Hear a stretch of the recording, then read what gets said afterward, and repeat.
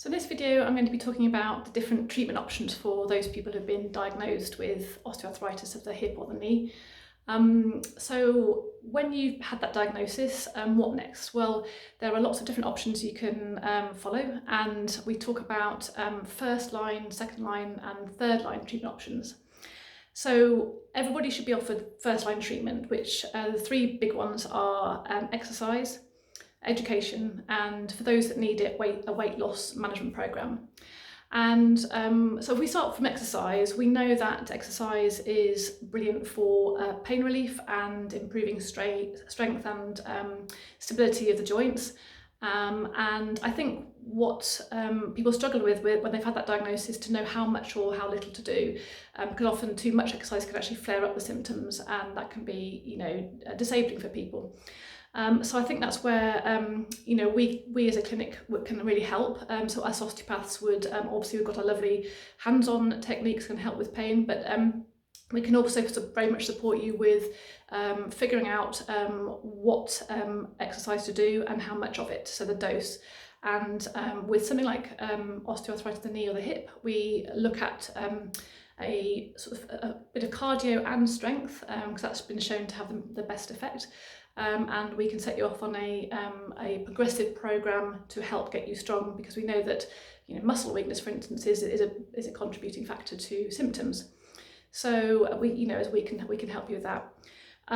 So secondly, education. Again, I think we know that if you understand arthritis and what you're dealing with, you understand pain and how it impacts you, and when it's okay to exercise in pain, when should you be resting. We as osteopaths can help you with that too, and help you with the education side of the condition, and that often helps sort of guide what you do. And thirdly, with the weight loss side of things, for those that need it, obviously not everybody needs to lose weight, but for those that do, this can have profound effects on those weight-bearing joints, because we know that some of the clinical trials show that even just a 5% reduction in weight can lead to a 30% reduction in symptoms. And if you were to go further and have a 10% reduction in weight, then this can lead to up to 50% reduction in symptoms. So that's quite a big one to tackle as well.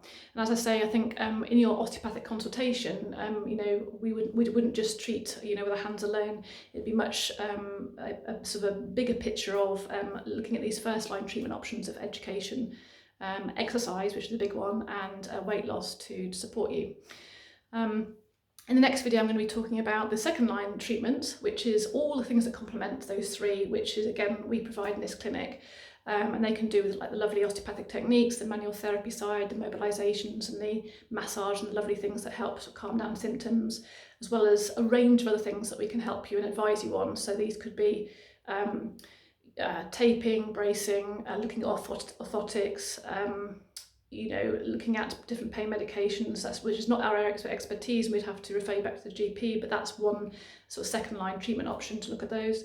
And in clinic also we have a brilliant machine, a laser machine, that can help with symptoms.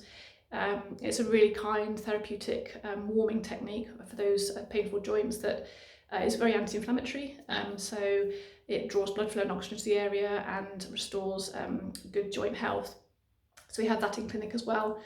Obviously diet comes into play, and Christian's going to be doing another video on diet alone and its role in inflammation, and so look out for that, because diet's important to look at as well.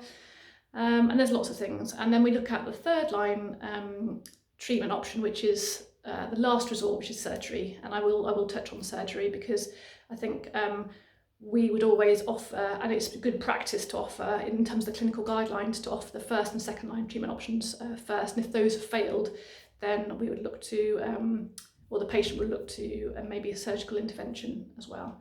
So look out for my next video on the second line treatment options and the third ones.